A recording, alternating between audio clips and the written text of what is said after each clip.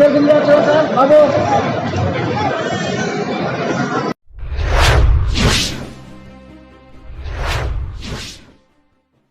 नवरात्रि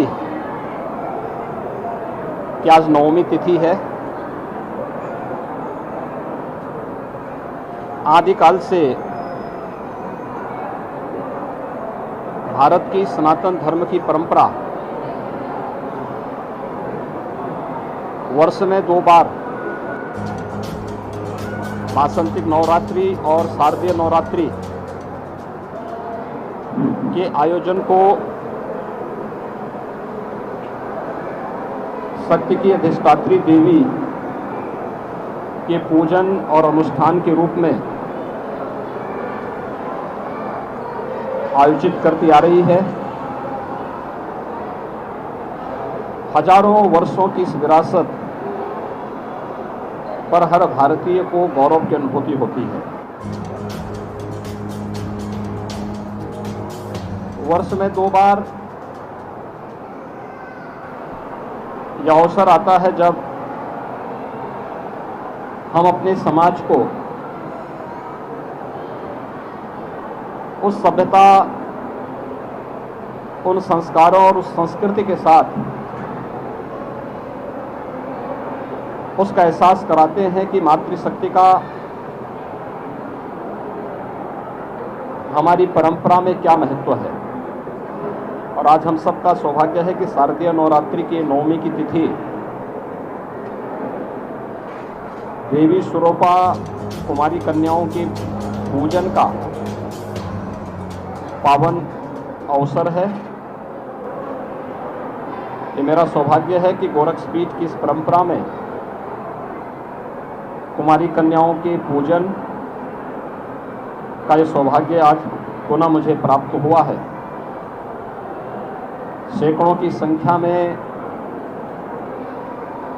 देवी स्वरूपा बालिकाएं यहाँ पर उपस्थित हुई हैं।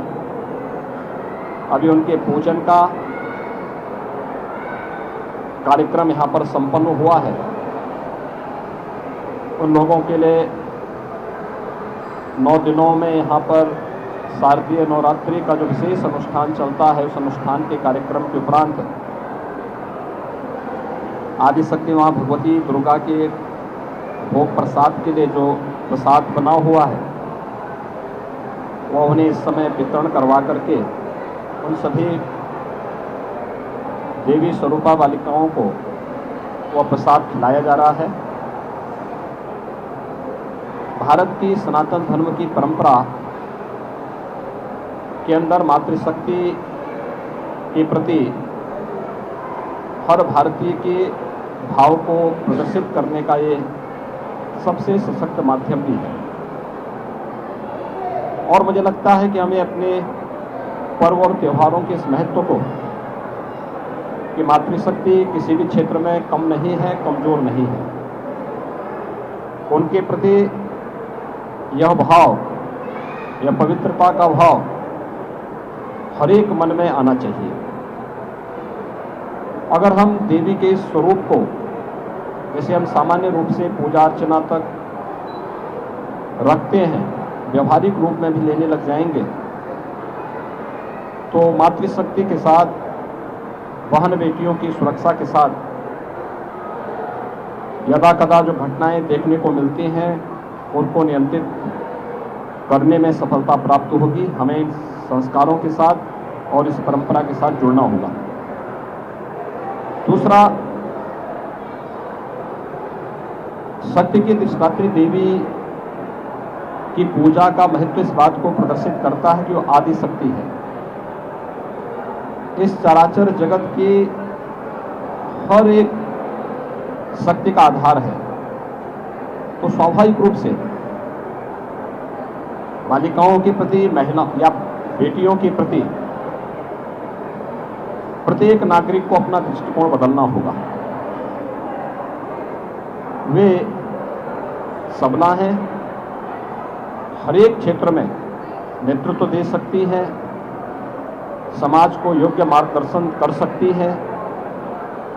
इसलिए बालिकाओं की सुरक्षा के साथ साथ उनकी शिक्षा, उनके स्वास्थ्य और उनके स्वावलंबन के लिए, उनके सम्मान के लिए अभियान को आगे बढ़ाना होगा। हमें इस बात पर प्रसन्नता की अनुभूति है कि सरकारें इसके बारे में काफी चैतन्य हैं। प्रधानमंत्री मोदी जी ने बेटी बचाओ बेटी पढ़ाओ के माध्यम से जो अभियान प्रारंभ किया, वह बेटी को बचाओ के लिए भी है और बेटी को पढ़ाने के लिए भी है। एक बेटी बचेगी, एक बेटी पढ़ेगी, तो वह समाज में सम्मान और समाज में स्वावलंबन के मार्ग का अनुसरण स्वयं करती हुई दिखाई देगी। समाज की चैतन्यता उसे आगे बढ़ाने में मदद करेगी। मातृवंदना का कार्यक्रम या बेटियों की सुरक्षा के लिए चलाई जाने वाली तमाम ये कार्यक्रम हमें इस दिशा में एक नई दिशा प्रदान करते हैं। प्रदेश सरकार ने भी इस दिशा में बहुत सारे कार्यक्रम उठाए हैं। खासतौर पर मुख्यमंत्री कन्या सुमंगला योजना, जिसके माध्यम से बालिका के जन्म से लेकर के स्नातक तक की शिक्षा के लिए फ्री एजुकेशन के साथ ही उन बालिकाओं के लिए 15,000 के एक पैकेज की व्यवस्था इस योजना के अंतर्गत प्रारंभ की गई है और 10 लाख से अधिक बालिकाएं अब तक इस योजना से आच्छादित हुई हैं। इसी प्रकार से प्रदेश के अंदर सामूहिक विवाह की योजना के माध्यम से भी उन गरीब कन्याओं की शादी के लिए जिनके अभिभावक इस योग्य नहीं है कि वे अपनी बालिकाओं की शादी करवा सकें, इस दिशा में भी एक प्रयास हुआ है, जिसमें अब तक लगभग 2.25 लाख बालिकाओं की शादी ब्याह के कार्यक्रम सफलतापूर्वक आयोजित हुए हैं। मिशन शक्ति का कार्यक्रम उत्तर प्रदेश के अंदर इसी अभियान का हिस्सा है। यह मातृशक्ति की सुरक्षा, उनके स्वावलंबन और उनके सम्मान से जुड़ा हुआ एक ऐसा अभियान है जो हर उत्तर प्रदेश वासी को जागरूक करने और इस पवित्र अभियान के साथ जोड़ने के लिए भी प्रेरित करता है। आज महानवमी का यह पर्व 9 दिनों तक आदिशक्ति मां भगवती दुर्गा की पूजा के उपरांत देवी स्वरूपा उन बालिकाओं के उनके पूजन का, उनके अनुष्ठान का और 8 दिनों तक मां भगवती दुर्गा को जो भी भोग प्रसाद लगा था, वही पकवान आज उन बालिकाओं को यहाँ पर प्रसाद के रूप में ग्रहण करवाया जा रहा है। 9 दिनों तक नवरात्रि के इस कार्यक्रम के उपरांत कल विजयादशमी का पर्व है।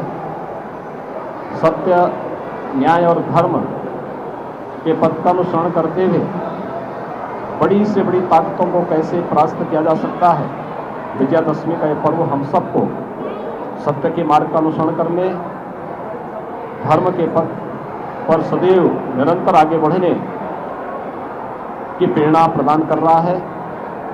सत्य और न्याय जहां होगा, धर्म जहां होगा, वहां विजय अवश्य होगी।